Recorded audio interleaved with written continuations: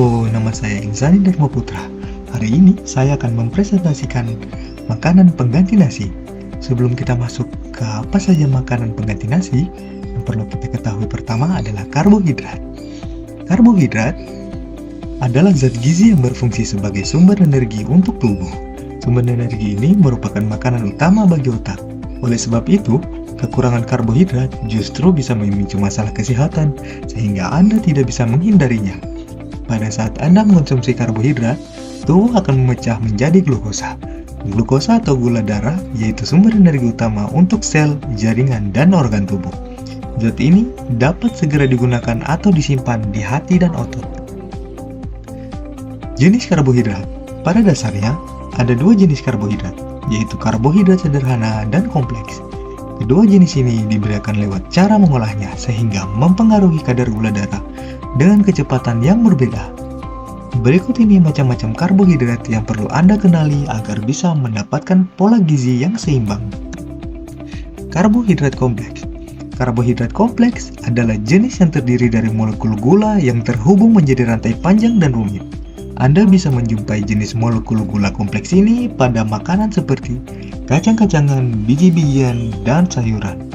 Makanan yang mengandung karbohidrat kompleks menawarkan vitamin, mineral, dan serat yang penting bagi kesehatan. Bahkan, Anda perlu mengonsumsi jenis zat gizi yang satu ini.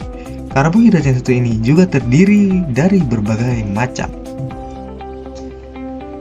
6 makanan pengganti nasi. Yang pertama ada sagu, kedua jagung, ketiga singkong, keempat jewawut, kelima ubi jalar, keenam jelai. Sagu sudah menjadi makanan pokok Indonesia di beberapa provinsi, terutama di Maluku dan Papua. Sagu berasal dari batang pohon sagu yang diambil saripatinya. Sagu biasanya diolah menjadi papeda atau menjadi kue melalui tepung sagu. Di daerah Papua, penggunaan sagu sebagai makanan pokok Indonesia. Biasanya bisa kamu lihat di daerah pesisir. Sagu sangat cocok dikonsumsi oleh orang-orang yang menderita diabetes karena memiliki indeks glikemik rendah. Dengan kandungan karbohidrat yang cukup tinggi, sagu rendah kandungan vitaminnya. Tetapi konsumsi sagu hampir sama dengan konsumsi nasi yang dimakan dengan lauk pauknya. Biasanya, dalam memanen sagu dibutuhkan batang sagu yang sudah berusia antara 3-5 tahun. Sagu nantinya akan ditebang dan diperas untuk mendapatkan saripatinya untuk membentuk tepung sagu. Lalu nanti diolah menjadi papeda yang bentuknya seperti lem.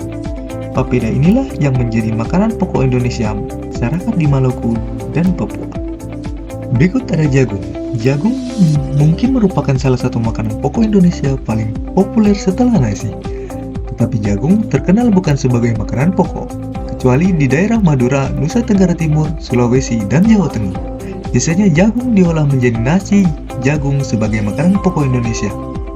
Berbeda dengan sagu, jagung kaya akan vitamin dan mengandung karbohidrat yang cukup untuk kebutuhan harian tubuh.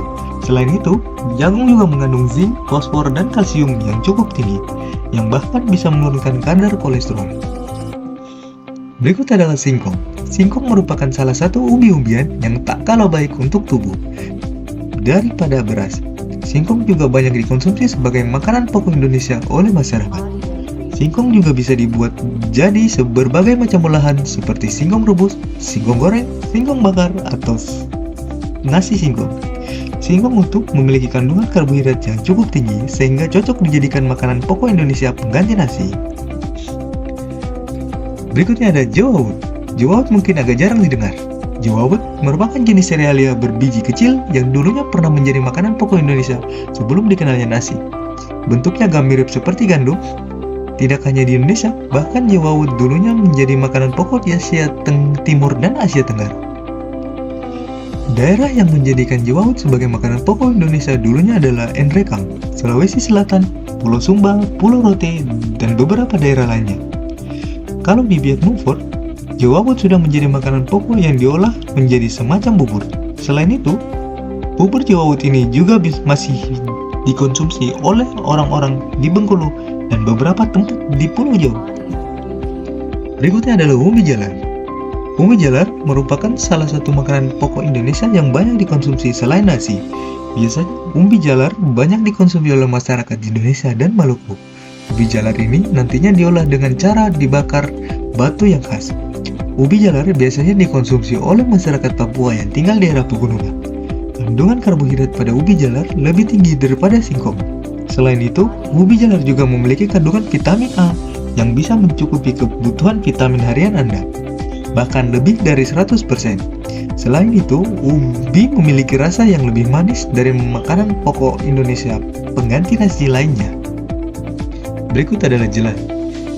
Jelai juga mungkin agak asing terdengar di telinga kamu, tetapi salah satu makanan pokok Indonesia ini sudah banyak dibudidayakan di berbagai daerah.